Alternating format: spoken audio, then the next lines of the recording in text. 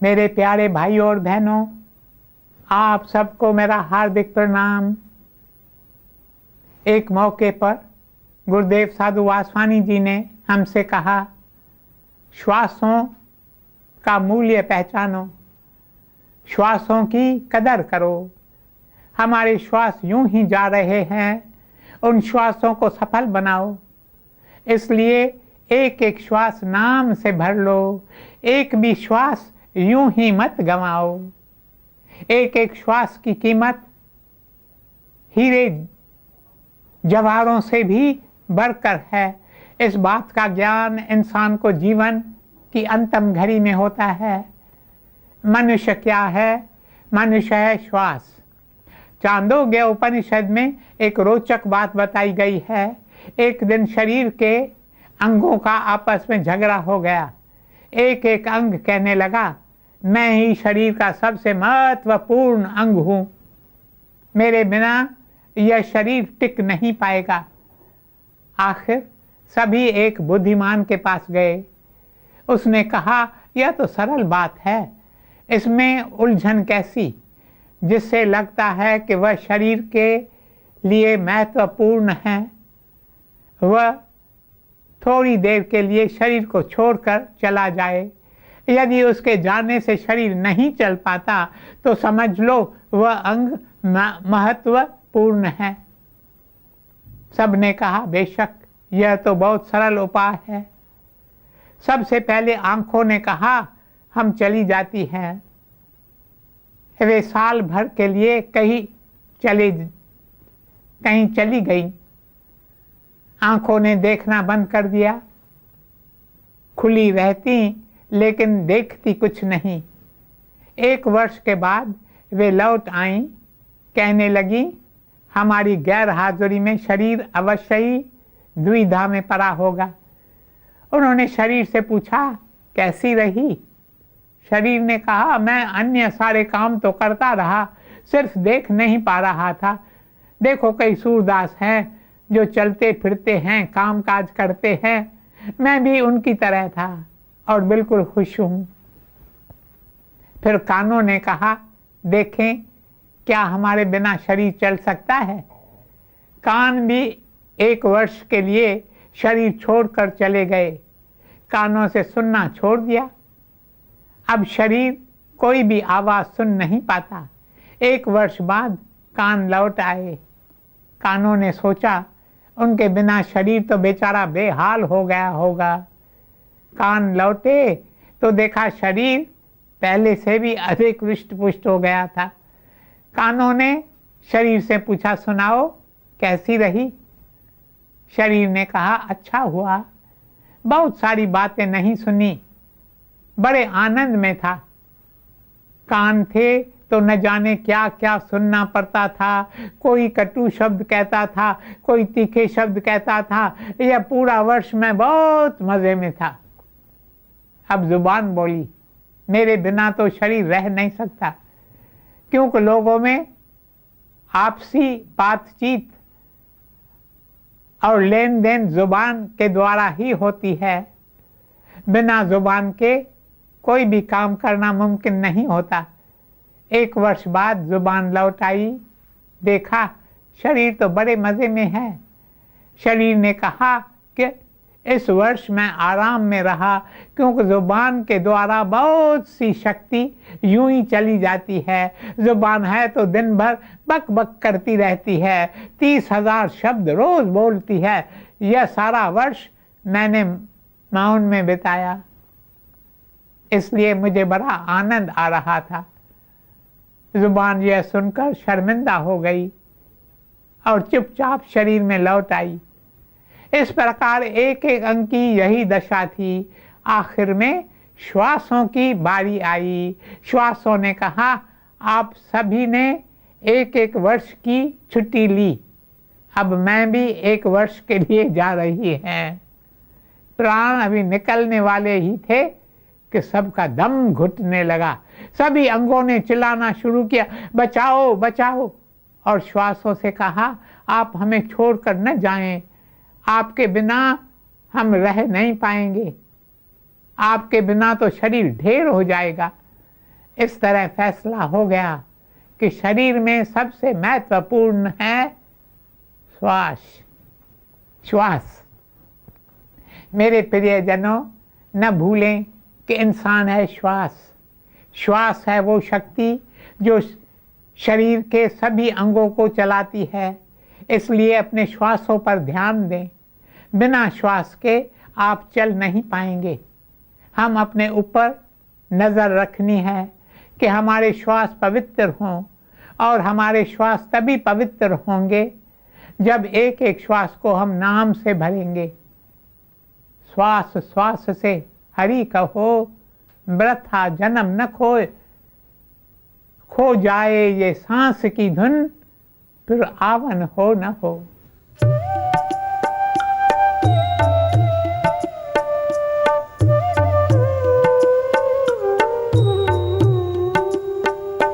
तेरा दिन दिन बीता जाए रे मनवा, पल छिन बीता जाए। तेरा दिन दिन बीता जाए रे मनवा, पल छिन बीता जाए। श्वास श्वास से हरि कहो,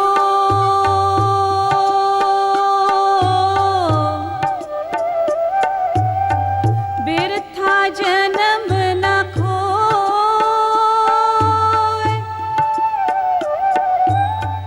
खो जाए ये सांस की धुन, फिर आवन हो न हो।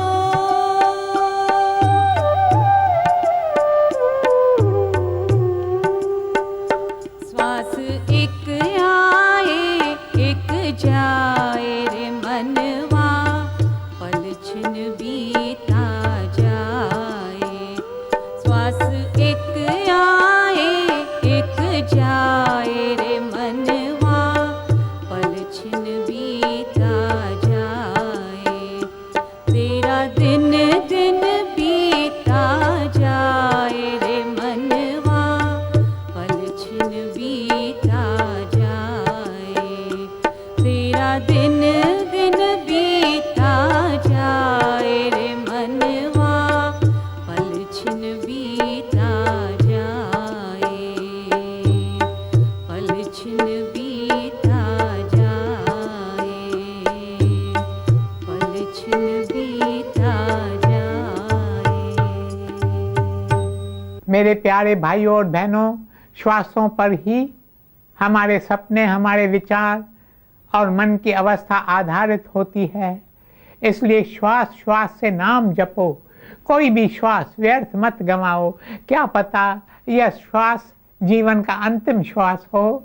जो श्वास लेते हैं वह बाहर जरूर आएगा, यह निश्चित है, लेकिन अगला श्वास ले पाएंगे या नहीं उसका कोई भरोसा नहीं है। इसलिए श्वासों को नाम से भरो। जो नाम तुम्हें अच्छा लगे, जो नाम तुम्हें आकर्षित करे, वही नाम जपो। सभी नाम उस एक के ही हैं जो स्वयं है बेनाम। नाम लेना है, प्रभु को याद करना। काम काज करते पुकारते रहो, प्रभु मैं जो कुछ कर रहा हूँ तेरी खातिर, तेरी खातिर। जब हम श्वासों को नाम से भरेंगे तो हमारा अंतःकरण साफ हो जाएगा, निर्मल हो जाएगा, और एक दिन हम भी ज्योति का दीदार करेंगे। हजारों की संख्या में जो घंटे भीतर बज रहे हैं वे सुनेंगे, पर यह तब होगा जब आप दूसरी बातों की ओर ध्यान नहीं देंगे। मेरे प्यारे भाइयों और बहनों, हमें अपनी जुबान, कान और आंखें सब अपने वश में रखने हैं। श्वास का ध्यान रखें। श्वास उतरते हैं और चढ़ते हैं, उन्हें व्यस्त रखें, व्यर्थ जाने न दें। एक व्यक्ति ने घोर तपस्या की। अधिकतर जो तपस्या करते हैं वे ओम नमः शिवाय, ओम नमः शिवाय मंत्र का जाप कर शिव जी को प्रसन्न करते हैं। ऐसा कहते हैं भोलेनाथ बहुत जल्दी प्रसन्न हो जाते हैं। ओम नमः शिवाय, ओम नमः शिवाय।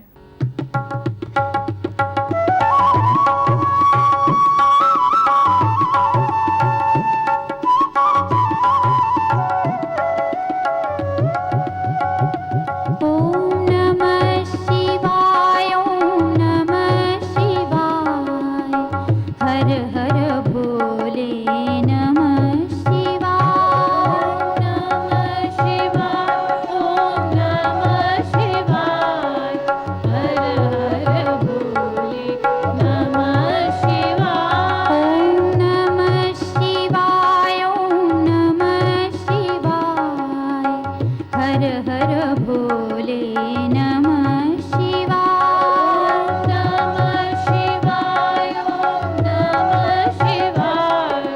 हर हर भोले नमः शिवाय। सोमेश्वराय हर सोमेश्वराय। हर हर भोले सोमेश्वराय। सोमेश्वराय हर सोमेश्वराय। हर हर भोले सोमेश्वराय। सोमेश्वराय हर सोमेश्वराय। हर हर भोले सोमेश्वराय। सोमेश्वराय हर सोमेश्वराय। हर हर भोले सोमेश्वराय। ओम नमः शिवाय, ओम नमः शिवाय। हर हर भोले नमः शिवाय। नमः शिवाय, ओम नमः शिवाय। हर हर भोले नमः शिवाय। ओम नमः शिवाय, ओम नमः शिवाय। हर हर भोले नमः शिवाय। ओम नमः शिवाय, ओम नमः शिवाय। हर हर भोले नमः शिवाय। मेरे प्यारे भाइयों और बहनों, इस मंत्र के लगातार जाप करने से शिव जी प्रसन्न हो जाते हैं और फिर वे आकर पूछते हैं, मेरे प्रिय, तुमने मेरी इतनी तपस्या की है, अब मांगो जो मांगना है। इस व्यक्ति के साथ भी ऐसा ही हुआ। उसकी तपस्या से शिव जी प्रसन्न हो गए और उसके पास आए और पूछा, वत्स, तुम्हें क्या चाहिए? व्यक्ति बोला, भगवान, तपस्या करने में कई वर्ष बीत गए हैं, अब मुझे ऐसी कोई चीज दो जिससे मैं जो मांगू वो मेरे सामने हाजिर कर दे, ताकि मुझे किसी चीज के लिए कोई परेशानी उठानी नहीं पड़े। इस पर शिव जी ने कहा, मैं तुम्हें ऐसी शक्ति, ऐसा व्यक्ति देता हूं जिससे तुम जो मांगोगे वह तुम्हें देगा, पर एक बात है, तुम्हें उसे सदा काम में व्यस्त रखना होगा। यदि तुमने उसे कोई काम नहीं दिया तो वह तुम्हें खा जाएगा। तब व्यक्ति हंस पड़ा और बोला, भगवान, काम की तो यहाँ कोई कमी नहीं है। यह सुनकर शिव जी ने उसे एक जिन्न दिया और कहा, इससे तुम जो मांगोगे ये तुम्हें देगा, लेकिन इसे बेकार मत रखना, वरना ये तुम्हें खा जाएगा। व्यक्ति ने कहा, मैं इसे इतने सारे काम दूंगा कि पूछो ही मत। सबसे पहले व्यक्ति ने जिनसे कहा, मेरे लिए तुरंत एक अच्छी सी जमीन देखो और उस पर बड़ा आलीशान बंगला बनाओ जिसमें 50 बेडरूम्स और 51 बाथरूम्स हों। व्यक्ति के कहने की देर थी, जिन गया और तुरंत लौटकर बोला, स्वामी, आपका बंगला तैयार है। व्यक्ति यह सुनकर दंग रह गया। बोला, चलो दिखाओ मेरा बंगला कहाँ है। जिनने व्यक्ति को बंगला दिखाया तो व्यक्ति बोला, यह बंगला तुमने मेरे लिए बनाया है? जिन ने कहा, बिल्कुल, अब बताओ दूसरा कौन सा काम करना है। अब व्यक्ति उलझन में पड़ गया। वे सोचने लगा, यदि इससे काम नहीं दिया तो यह मुझे खा जाएगा। व्यक्ति ने कहा, अच्छा जाओ और इस बंगले को फर्निश करो। जिन तुरंत गया और उसने बंगले में झटपट उम्दा फर्नीचर लगा दिया। वह फिर व्यक्ति के पास आया और कहने लगा, जल्दी काम दो, नहीं तो खा जाऊंगा। व्यक्ति ने कहा, जाओ बंगले की चारों ओर एक सुंदर बगीचा बना दो जिसमें बड़े बड़े पेड़ हों। जिन फिर से गया और तुरंत फटाफट बगीचा बनाया जिसमें बड़े बड़े पेड़ भी लगाए। उस व्यक्ति को सिर्फ बोलने की देर थी। जो वह कहता जिन तुरंत ही तैयार कर देता। उस व्यक्ति की सभी इच्छाएं पूरी हो गईं। कहने लगा अब और किसी चीज की जरूरत तो है नहीं, अब जिन से क्या कहूं, और यदि नहीं कहूंगा तो जिन मुझे खा जाएगा। मेरे प्यारे भाइयों और बहनों, मुसीबत के समय गुरु की याद आती है। जब मुसीबत कड़कती है तो स्वाभाविक हमारे विचार गुरु की ओर जाते हैं। मान लो मैं यहाँ हूँ और मेरे गुरु कोलकाता में हैं, तो मेरे विचार तुरंत कोलकाता जाएंगे। कोलकाता यहाँ से कितना दूर है, किंतु हमारे विचार वहाँ जाएंगे। हमारे मन से पुकार उठेगी, गुरुदेव मेरी रक्षा करो, मुझे बचाओ, मैं भारी संकट में फंस गया हूँ। तो अब वह व्यक्ति दौड़ दौड़ कर अपने गुरु के पास आता है और गुरु को सारी बात बताकर कहता है मैं फंस गया हूँ, मैं क्या करूँ। गुरु ने कहा तुम उलझन में क्यों फंस गए हो, यह बहुत सरल बात है। जो बंगला उसने तुम्हारे लिए बनाया है उसके कंपाउंड में एक लाठी गाड़ दो। जितना समय काम हो जिनसे काम लेते रहो, जिस समय काम न हो जिनसे कहो उस लाठी पर चढ़ता रहे उतरता रहे। देखिए गुरु ने मुसीबत का कितना आसान सा हल निकाला। एक एक मुश्किल का हल है, और हल इतने आसान हैं जो हमारे ध्यान में आती ही नहीं है। हम होते तो सोचते अब जिनको क्या काम देंगे, इतने सारे काम कहाँ से लाएंगे। अब उस व्यक्ति ने गुरु के कहे अनुसार जिनसे कहा एक लाठी गाड़ दो और उस पर चढ़ते उतरते रहो। जिन ऐसा ही करने लगा, वह लाठी पर चढ़ता फिर उतरता, चढ़ और फिर उतरता।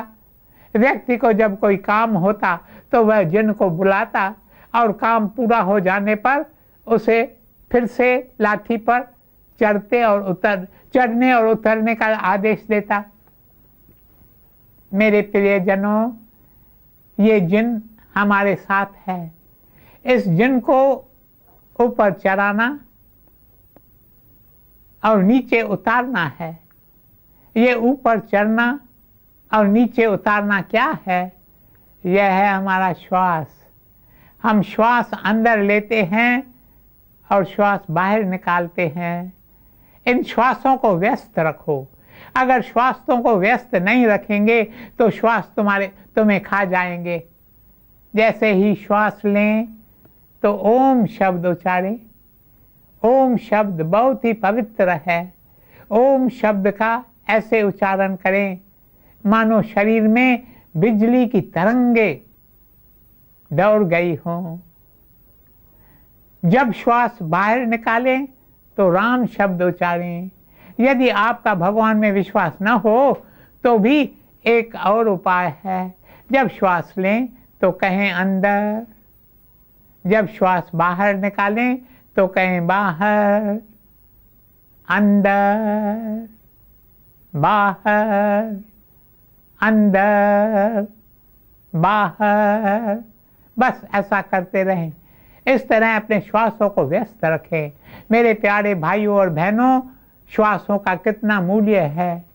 जब हम अंतिम श्वास पर आकर पहुंचते हैं तब समझ आती है कि एक एक श्वास कितना मूल्यवान है। गुरुदेव साधु वासवानी जी ने एक बात बताई। एक किसान था।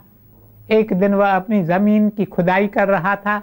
अचानक अंदर से लाल पत्थर निकल आए जो बहुत ही चमक रहे थे।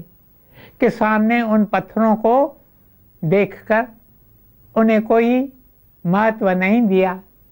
कहने लगा क्या हुआ, आखिर है तो ये पत्थर ही, कोई खजाना नहीं मिल गया है।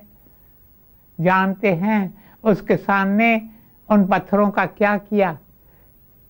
उसकी फसल पर पक्षी आकर बैठते थे तो वह उन पत्थरों को गुलेल में डालकर पक्षियों पर निशाना लगाता था ताकि पक्षी उड़ जाएं। पास में ही एक नदी थी जहाँ ये पत्थर जाकर गिरते थे। एक दिन उस किसान की पत्नी उसके लिए भोजन लेकर आती है। उसकी नज़र एक लाल पत्थर पर पड़ती है। किसान से कहती है, यह पत्थर कितना सुंदर है, मैं इस पत्थर को घर ले जाती हूँ, हमारे बच्चे इसके साथ खेलेंगे, वे बहुत खुश होंगे। किसान कहता है, बेशक तुम यह पत्थर घर ले जाओ, मेरे पास तो ऐसे कई पत्थर थे, अब केवल एक पत्थर बचा है, नहीं तो मैं तुम्हें सब पत्थर दे देता। किसान की पत्नी उस पत्थर को घर ले आती है। एक दिन उसका बच्चा उस पत्थर से बाहर खेल रहा था। अब वहां से एक जौहरी गुजरता है और उसकी नज़र इस लाल पत्थर पर पड़ती है। वहीं पर ठहर जाता है और किसान की पत्नी के पास पत्थर ले जाकर उससे पूछता है, इतना बड़ा माणिक मैंने सारे संसार में नहीं देखा है, क्या यह पत्थर तुम मुझे दोगी? पत्नी उस जौहरी से पूछती है, तुम मुझे इसके बदले में क्या दोगे? जौहरी जवाब देता है, मेरी सारी दुकान जो सोने हीरे जवाहरात से भरी हुई है वो मैं तुम्हें दे दूंगा, लेकिन यह रूबी तुम मुझे दे दो। जब इस बात की खबर किसान को पड़ती है तो बेचारा बहुत पछताता है और कहता है, अरे यह मैंने क्या किया, मैंने इतने सारे पत्थर व्यर्थ ही गंवा दिए। अगर एक पत्थर का इतना मूल्य है तो अब तक मैं सारी दुनिया ही खरीद लेता था। मेरे प्रियजनों, एक एक श्वास कीमती पत्थर है। इस वक्त हम श्वासों की कीमत नहीं समझते, गुलेल में निशाने लगाते हैं, फेंकते रहते हैं। अंत समय समझ आएगी कि एक एक श्वास कितना अमूल्य है। श्वासों को नाम से भरें। जब आप अपने श्वासों को नाम से भरेंगे तो आपकी आत्मिक शक्ति का विकास होगा। वह शक्ति जाकर दुखियों की सेवा में खर्च करो। जितनों की मदद कर सकते हो उतनों की मदद करो। स्वयं को तकलीफ में डालकर भी दूसरों को सुखी करो और अपना जीवन सफल करो, सफल करो, सफल करो। ओम शांति शांति शांति।